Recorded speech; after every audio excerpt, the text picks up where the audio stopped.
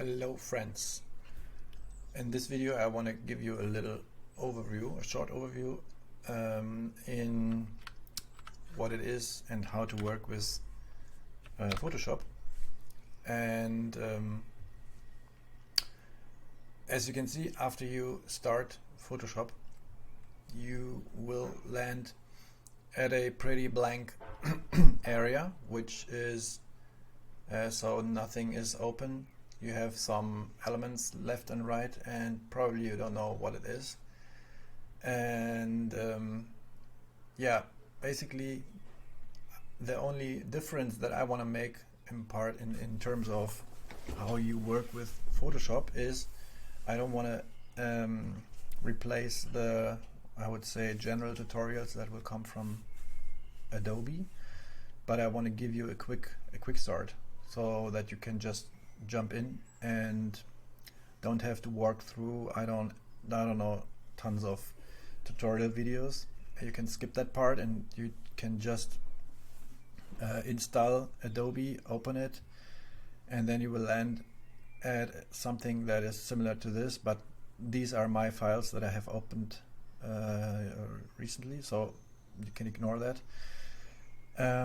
Basically the first thing you have to do is get familiar with what is there to be seen. So the philosophy of Photoshop is basically when you look at the right side you see layers. I mean the Photoshop settings are in, I did them in German, so maybe it will confuse you a bit. Probably I can switch the language. Let me just find a way to switch it quickly.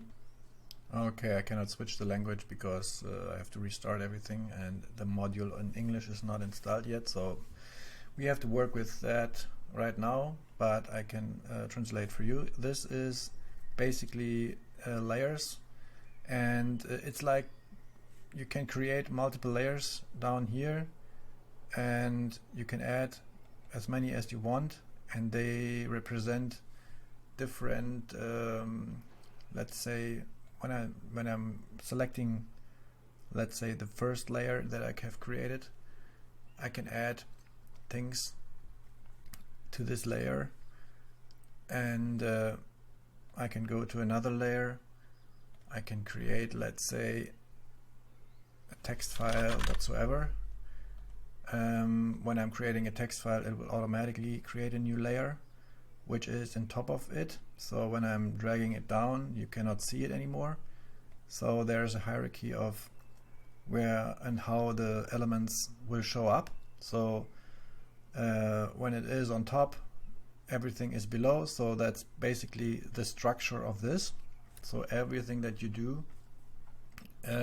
text files, smart objects, other layers like shapes, will each represent a specific layer. That's basically what you have here, and you can, yeah, as I said, move it around. As you can see here, there's a background. The background, usually when you create a new file, the background has this locked symbol at the right side. That means that you cannot change anything here because it's locked by a standard. When you, let's say, you double click on it, then you get asked about what is it? Do you want to create a layer out of it? So a layer that you actually can change. Then you say okay, you get some information here what you can do, but you can ignore that. So now you have a layer that you can also move around and work like it is a layer. So that's the only thing that there is. So when you go back, you press Alt and the Z on the keyboard, and you can go back, and that's basically it. So that's the structure of this. Now you have some other elements as well here, but for now I would say that's not important. We can we can just focus on understanding how layers are working. When you see this, what is here looks different, then you can go to Windows and you can play around a bit with this working area here. You have different settings that you can you can try. So you can say the settings are based on what you want to do. If you say you want to change, or you want to work with photos, or you want to do graphic, Adobe suggests you some elements, some structure, and for now I would say we leave it at the standard, and the standard is pretty good. So to work with, it's a beginning, I would say, but you can be free and you can add a lot of stuff here. So there's a lot of windows that are somehow hidden.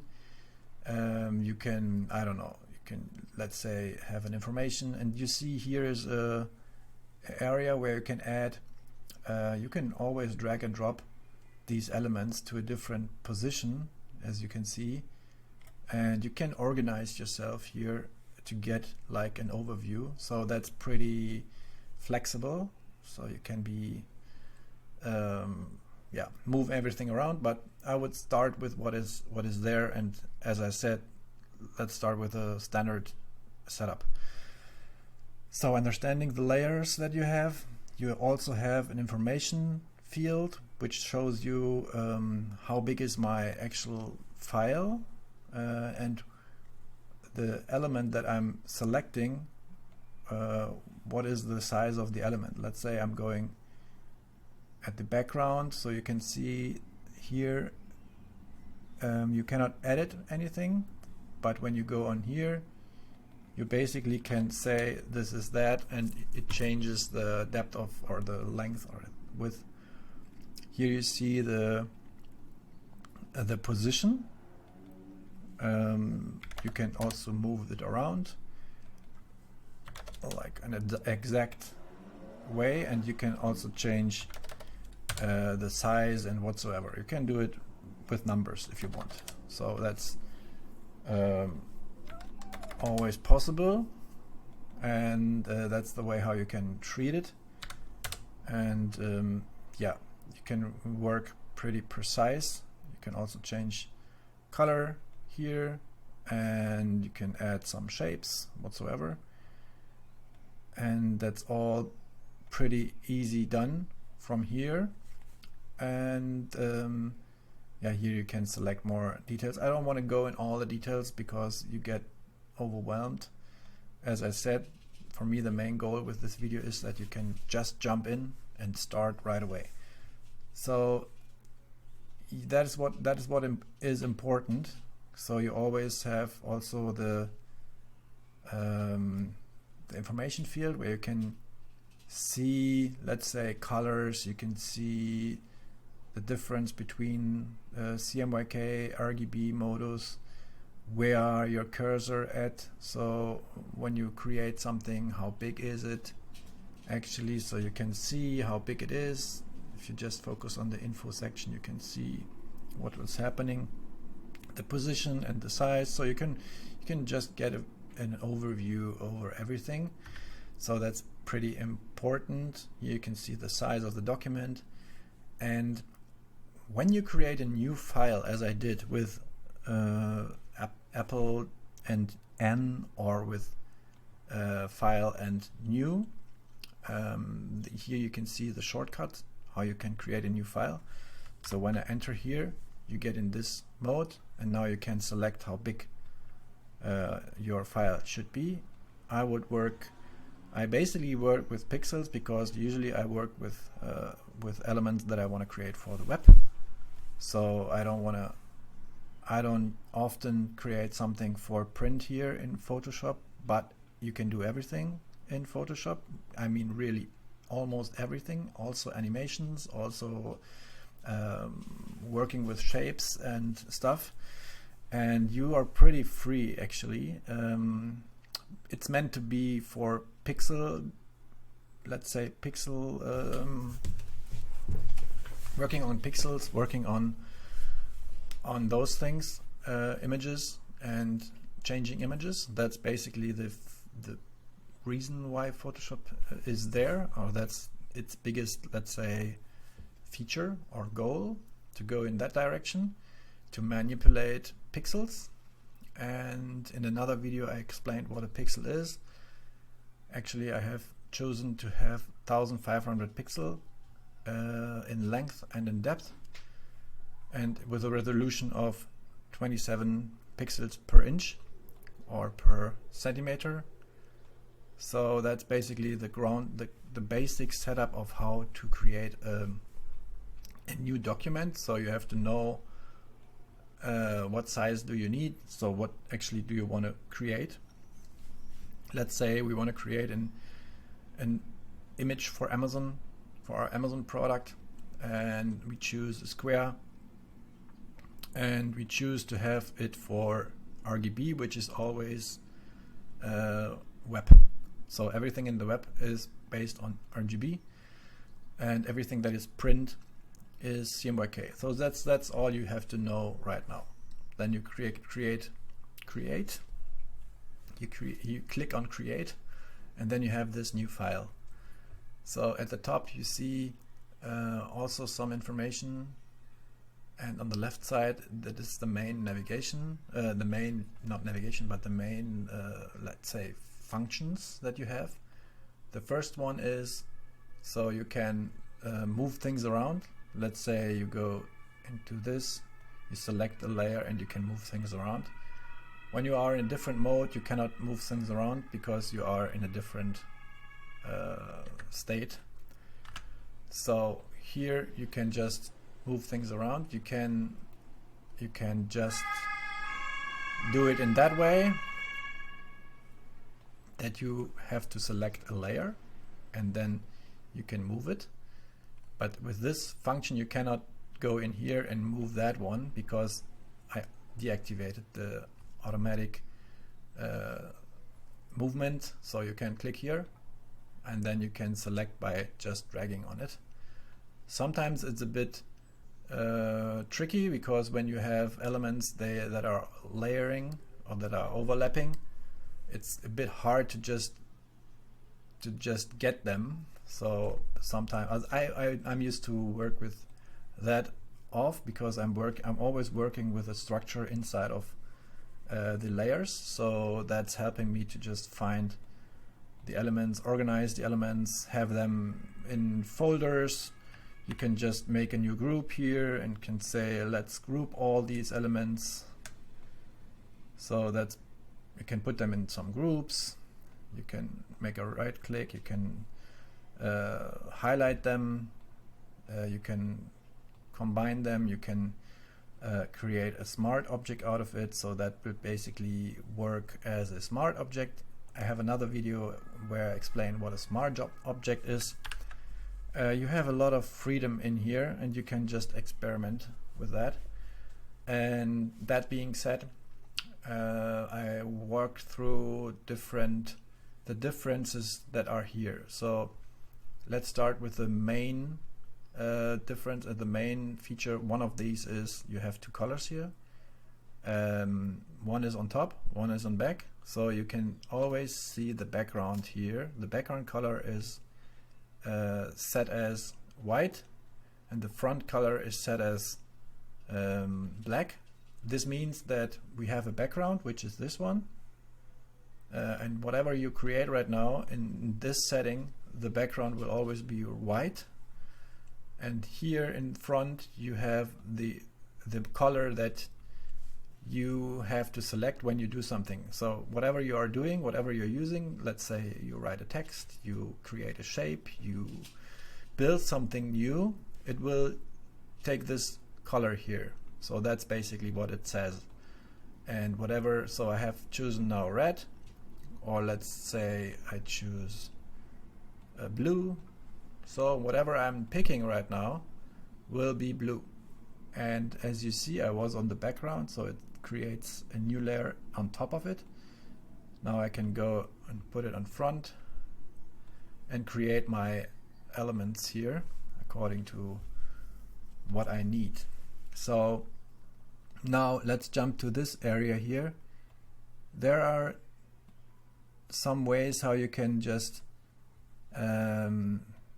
select them. So you can select them, and when you enter the shift key and then you click on other ones, you can just select multiple layers at once.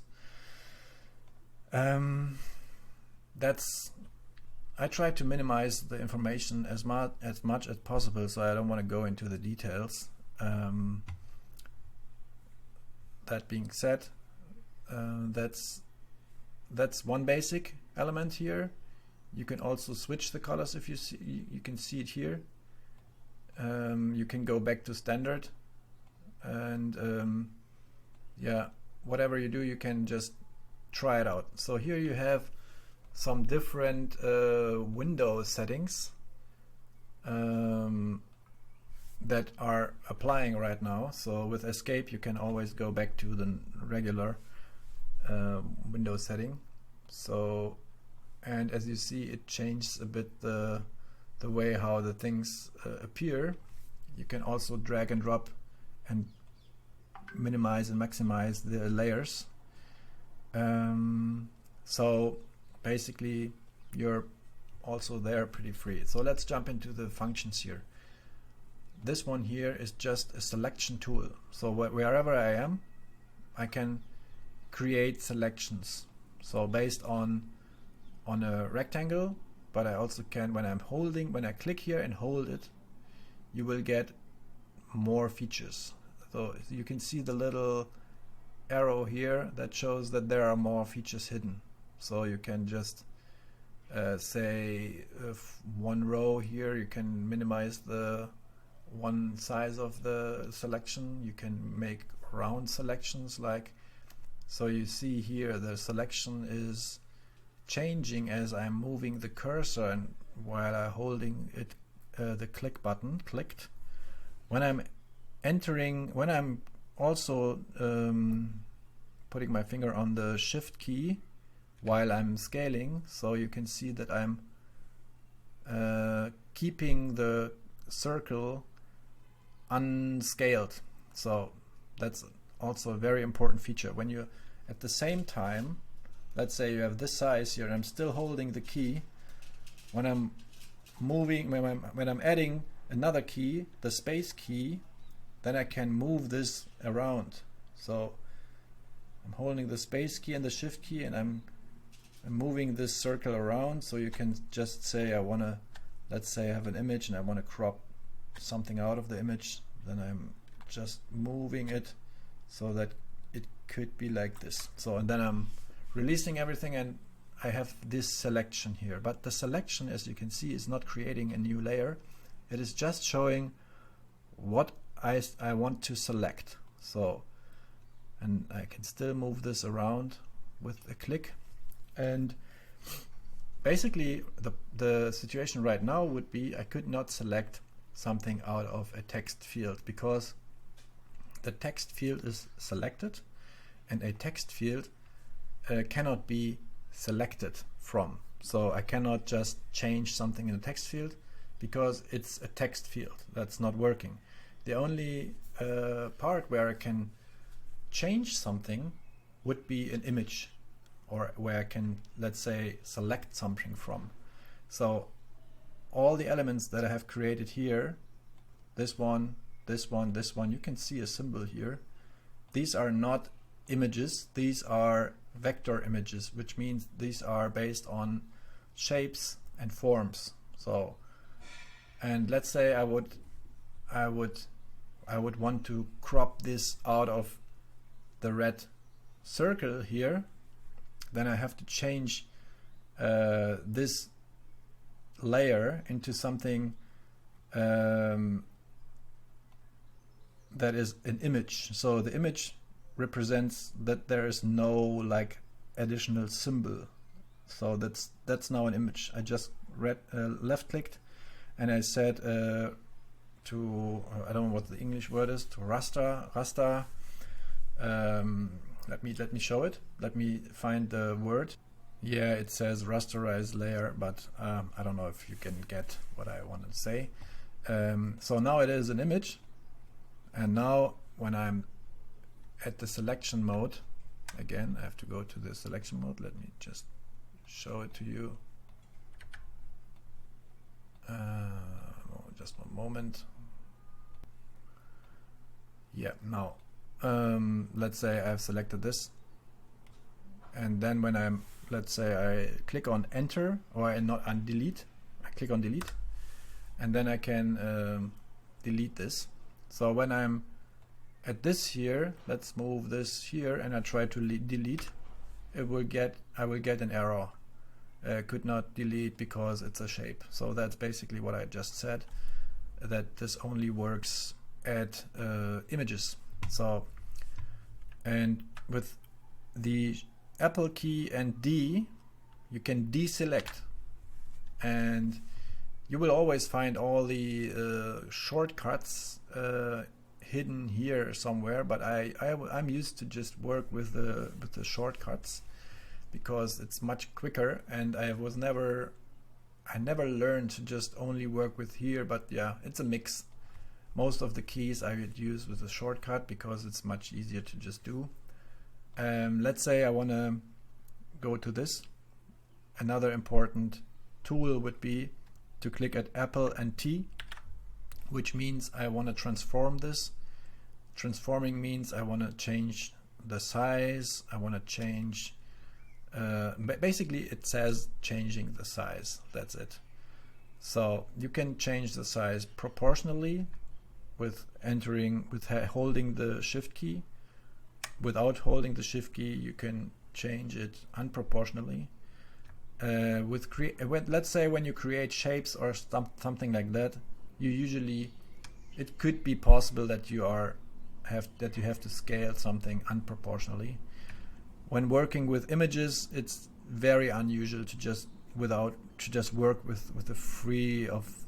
I would always recommend to just click on or hold the shift key, because an image that is, even if it's slightly unproportional, you can see it, and it will look wrong. So you just have to get familiar with always holding the shift key. Then you can transform something as it is.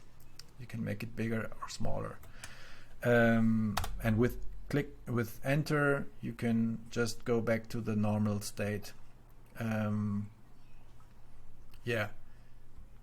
The next one is a lasso. That means you can, let's say you have an image here, and you can just randomly draw selections that have a specific shape. So it helps you to just work, as I said, on images, and mostly that would do the same as the other tool here. So it pretty much is a selection tool. You can also use different styles. Yes, you can just work around or try it.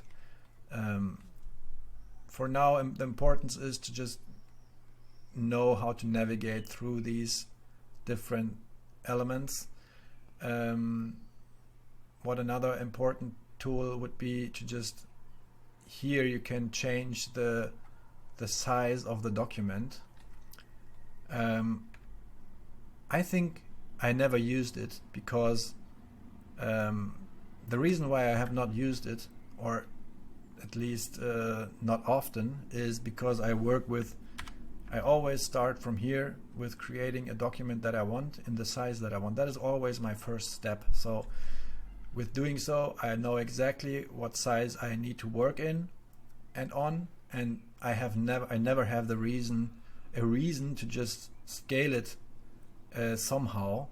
One reason could be because it's also not very precise, so you have to just look that this could be like precise. Even if I want to hit 1000, it is a bit complicated to do, so that's a function that I actually don't use. Here are some other tools as well, but we can ignore them for now because it's, as I said, too complicated. This here is also something that I don't use, so we ignore that as well. Here you can just pick colors from wherever you are. Let's say you want to pick a color and it changes the color here. So it's a color picker. It helps you to just, let's say you have opened an image like this one, and then you want to pick a specific color of the shape or of the of the skin of something or whatsoever. You want to have some kind of the blue from here, you can pick it with that. Here you can repair things in an image, like when you have some dirt somewhere, you make a picture and there's something dirty or there's a bit of something that you want to wipe out or you want to clean, you can do it with this. I will do videos on each of these functions. It would be too much to just go in every function here right now, but you can let's say make something clean with that. Here you can replace things that are not good. Here you can, it's like drawing something, it's a pencil you can draw with. You can select different types of pencils. This is kind of just like a very thin pencil, and this is a brush, and this is a pencil, so that's the difference here. Here you can copy and paste things from an image. Let's say you have an area, here you can see it in the preview. You want to duplicate, let's say, a cherry or something like that. You can just pick a part and then you can replace or you can duplicate things from the image. This is also something that I would not go into right now. Here you can delete things. So you have the magic deleter, how to say deleter, I don't know how the English translation would be. You can delete things here, like entire backgrounds or something, and you can delete, like it is working like a pencil or a brush, so you can just move around with your finger or your mouse. That's basically this. Here you can create gradients. You can, as you can see, smoothen things out. Some parts are sharp and some are not, so that's what you can do here. This is also a very important feature. You can create path with this.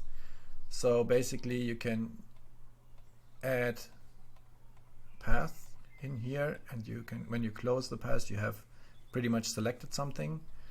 You can create a lot of things with that, so that's an important feature, but I wouldn't want to go into this in more detail in specific other. Here you have multiple functions where you can, let's say, delete something, or you can change the way how they actually are. So you can change shapes, you can create a lot of shapes with that. So that's basically similar to this one here. This one is just a shape, a ready-made shape, like a rectangle or multiple shapes you can add here that are pretty much similar done, but just ready. So you have 4 points here that are representing this, and when I'm clicking on this one here, you can see now that I have selected 4 points. It is similar to the path that I've created with this one here. It's all the same points. So now he is filling it up with a color because I have picked a color. So now, I'm in the area, I'm in the layer of this one.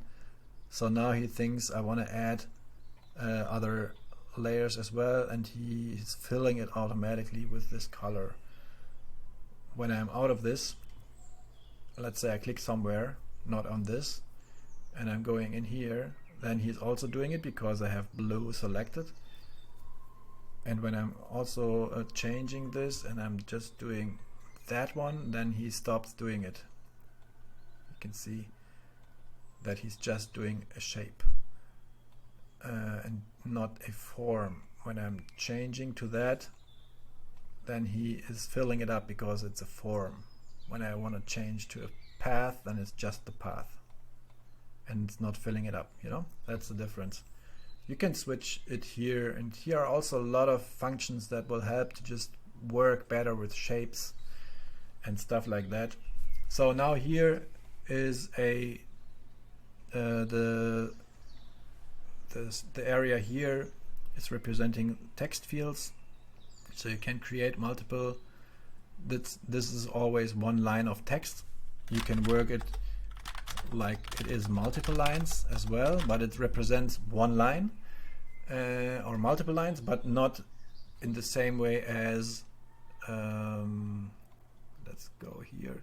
I can click here and I can select a text field, and then I will get a text field. So as you can see, I have created a text field. This text here is automatically inserted, and I can just go in here and I can delete or add whatever I want.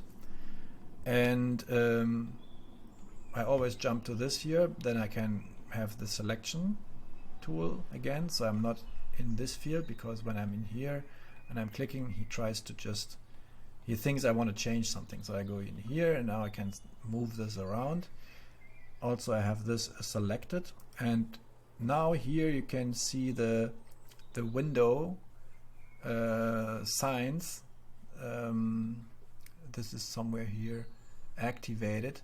This one here is also here, but I can click, when I click here, I can get it here, you see? I can add it here.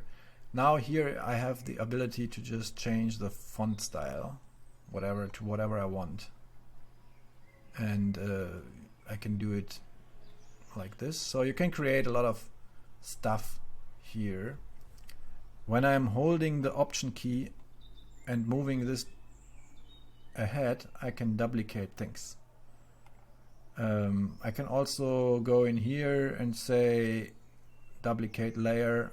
So he's also doing it. He asks me how to name it. I will name it TTT, and now I have a new layer. And I can deactivate them, and they always look similar because I have duplicated them. Yeah, that's basically what you can do. So you see how free you are now to just do things. This is a selection tool for all forms of shape, all shapes. You can select them. As you see, you are not selecting any of them because you are not on the shape form.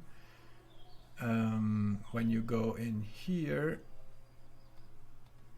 you can also not select everything. When you're going here, now you see how you can select the shapes, because you have to go to the area where the shape is. And now you have two different selection tools. One is selecting the path, but it's only selecting one of these elements. Let's go here, like you can see it better. When you go in here and you go on this, you can see that you only have selected this one thing, this one path here, and this one, let's say, point. The other ones are white, they are not selected, so you can move this around and work only with that. When you go to this one, you can see all are selected, so you only can move this around. Whatever you do, it will move the entire thing around. That's also a difference. Here you can see the shapes again. That was what I was doing early. Now you can move this space around, and here you can just click in and go into the details and look at the shapes and how it is done. So you can also do this with Apple minus and plus. So I think it's pretty important to just learn how to navigate inside of Photoshop, so you can do a lot of things. So that is basically the when you know how to do what I've just done, what I've just showed you, and how to handle and see the structure and how to put everything in place, how to open up a file, how to let's say that one part what is missing is how to save the file. So you have to, there are always multiple ways on how to do it. The basis is you need a PSD file for everything that you do. So, and I mean, you don't need it, but I would recommend to just always, let's say when you are starting with Photoshop, and everything that I say can be done differently, but that would be a good starting point to just remind you, always save a PSD file. You can go here and say save, and now a PSD file is nothing else as a Photoshop raw file where everything that we have done here, all the layers, all the settings are in this file. So you have to just save it as a file. That's the number one. So now it is called like whatsoever. And now you can create, like when you say, let's say you want to do a photo, Amazon product image for that. Let's say that is representing our Amazon product. Then you have to say export, and you can say export for web because you will do it for web. That's the combination here. It's a pretty insane combination. And now you get this export window, and here you can select between different images that you can create with that. Very random, very common is a JPEG, so that's something that you will see wherever you go. Here you can select which kind of quality it should have. Let's say it has to be in a maximum, so it means 100% quality. You can also go down and say it has to be like 50% quality, and you see here how it will look. The difference between 100, I mean, you can just see it around the corners maybe. Let's say when I'm doing 30, you can see it a little bit, but yeah, actually that's a pretty good example of how the file size could be very low and the quality is still high. That's when you say, when you export a JPEG at this, you will see that the JPEG, the size of the JPEG is 149 kilobits. And when you change to a different format, let's say you want to have a PNG file out of this. Also here I explained what the differences between of these elements, these different styles here are, so I'm not referring to this in this video. And yeah, sometimes it is important to have a very low file size, especially in the web. When you have a website and you want to upload a picture, then you have to create a low file size. Sometimes when you, let's say for Amazon, for example, Amazon is downscaling everything, so you don't have to do it. So for you it would be better to just export it in the best possible quality. A JPEG, for instance, is in 100% quality, has a file size of 580 kilobits. So, and a PNG file is much lower because it has a different way of compressing and handling an image. Usually when you have like this example here, you just have like 3 colors that we are using, and a PNG file could handle this information much better than a JPEG, because a JPEG is adding all the pixels, and the PNG is literally doing it differently, as you can see. Usually when you are, let's say you have a full picture of something, then a JPEG will have a much lower lower file size, because it's compressing differently and more information will get lost in a JPEG. Whatever you do with a JPEG, information will get lost. And with a PNG file with a bit depth of 24 bits, you have the most possible information captured there. So it's not, this is the highest file size you can probably get for web. So if you need an image with the highest file size, use PNG 24. But it depends on what you want to do. So here click on save and then you are done. Basically that's the only thing that is important. You can open things up, you can create new things, you can, let's say, open things, you can import things. Import, the best way would be to just drag and drop. As I said, you can do multiple things here. You can also do animations and stuff, but that's something I want to leave for another video, because that's really, yeah, it goes into more depth. This video should just only give you a quick overview. I mean quick, I mean we have done 40 minutes as the time passes away, but tell me what else do you need, what more informations I could provide. That's the basis. Just go walk through this video, try to do the same what I did, and then you have, like, let's say a good basis to just start with whatever is needed. Yeah, see you.